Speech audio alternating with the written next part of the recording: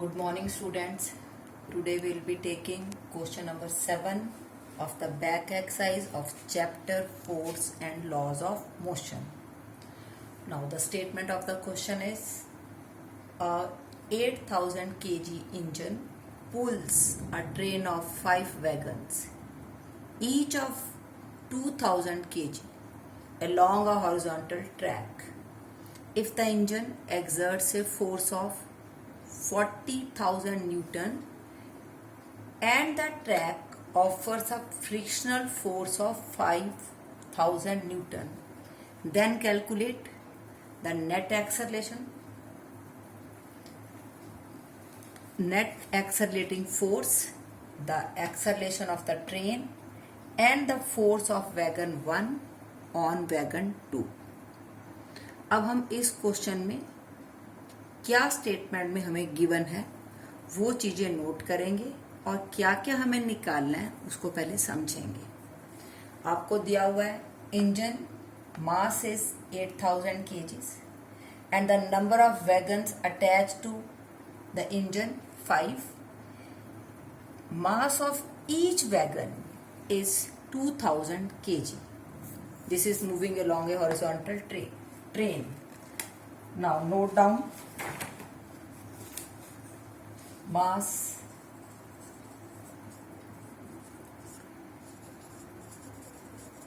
of engine, let its symbol be M1 and this is 8000 kgs. Mass of one wagon, this is 2000 kgs and mass of 5 wagons, let its symbol be M2 and this is 5 into 2000, this is 10,000 kgs. अब आपको दिया हुआ इसमें engine exert से force of 40,000 Newton, means ये force engine लगा रहा है और ट्रैक भी इसे एक फ्रिक्शनल फोर्स, और फ्रिक्शनल फोर्स हमेशा अपोजिट डायरेक्शन में लगता है, तो इट मीन फ्रिक्शनल फोर्स लग रहा है 5000 न्यूटन और इंजन ने जो फोर्स लगाया है दैट इज 40,000 न्यूटन्स. तो force exerted by the engine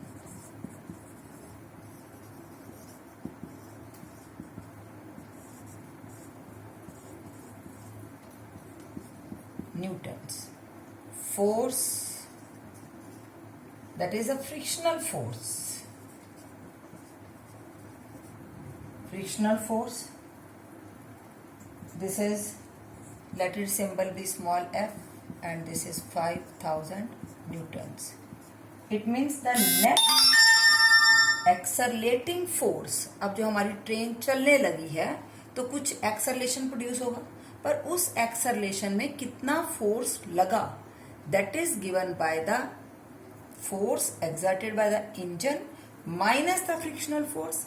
ये फ्रिक्शनल फोर्स हमेशा बॉडी की मोशन को अपोज करता है, इसलिए इसको हम माइनस करेंगे. तो हमारा जो इसमें फर्स्ट पार्ट है net accelerating force, this is capital F, अगर इसको हम सिंबल कैपिटल एफ दें, minus small F and this is 3000 Newton minus 5000 and this is 35,000 Newton. अब फर्स्ट पार्ट आपको क्लियर हो चुका है. अब हमें निकालना है एक्सेलरेशन ऑफ द ट्रेन. अब हमें acceleration of the train means कि बॉडी जो हमारी ट्रेन है उसमें कितनी एक्सेलरेट हो गई है जब इसके ऊपर ये फोर्स लग रहा है. एक्सेलरेशन का मीनिंग होता है कि वेलोसिटी चेंज हो रही है. इट मीन वेलोसिटी तो चेंज हो ही रही है उसकी, पर हमें बताना है कि कितनी एक्सेलरेशन प्रोड्यूस हो चुकी है. तो according to Newton second law, F is equal to m into A. तो हमें अब a निकालना है। This a is equal to the net force. पर अब ये जो फोर्स है, अब ये हमारे पास लग किसके ऊपर रहा था, ये टोटल फोर्स लग रहा है on the mass of the engine plus the wagons. So this is m1 plus m2. So this is 5000 Newton divided by the total mass, and this total mass is 8000 plus 10,000. So if we solve this,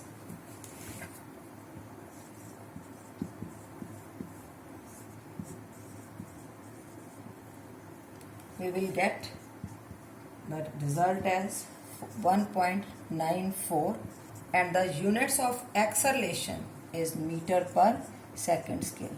आपको units हर term, जो भी quantities आप use कर रहे हैं terms, उन सभी के लगाने जरूरी हैं। अब थर्ड पार्ट हमारे पास रह गया फोर्स ऑफ वैगन 1। वैगन 1 ने बाकी वैगन 2 के ऊपर कितना फोर्स लगाया, पर हमें पता है टोटल वैगन से उसके अंदर 5। तो जो फर्स्ट वैगन है उसके पीछे अभी हमारे पास रह गई हैं total 4 wagon. It means in सभी के ऊपर फोर्स लग रहा है। तो अब इसको हमें जो कैलकुलेट करना है, तो this is the force of wagon 1 on wagon 2 is equal to mass of 4 wagons। और एक्सेलेरेशन तो सभी में सेम ही हुई है क्योंकि इकट्ठी हमारी ट्रेन मूव कर रही है, प्लस वैगन्स, मतलब इंजन प्लस वैगन से ही हमारी ट्रेन मूव कर रही है। तो दैट इज द एक्सेलेरेशन। अब मास ऑफ 4, एक वैगन का मास आपके पास था 2000, तो 4 इंटू 2000, एंड द एक्सेलेरेशन आपने अभी कैलकुलेट किया 1.94। If we multiply all the terms we will be getting 1520 newtons. तो ये हमारे पास फोर्स जो वैगन 1 ने बाकी वैगन 2 पर लगाया, पर उसके पीछे हमारे पास टोटल 4 वैगन्स थी। अब आप इस क्वेश्चन को स्टेप बाय स्टेप आराम से पढ़िए और समझिए। Thank you.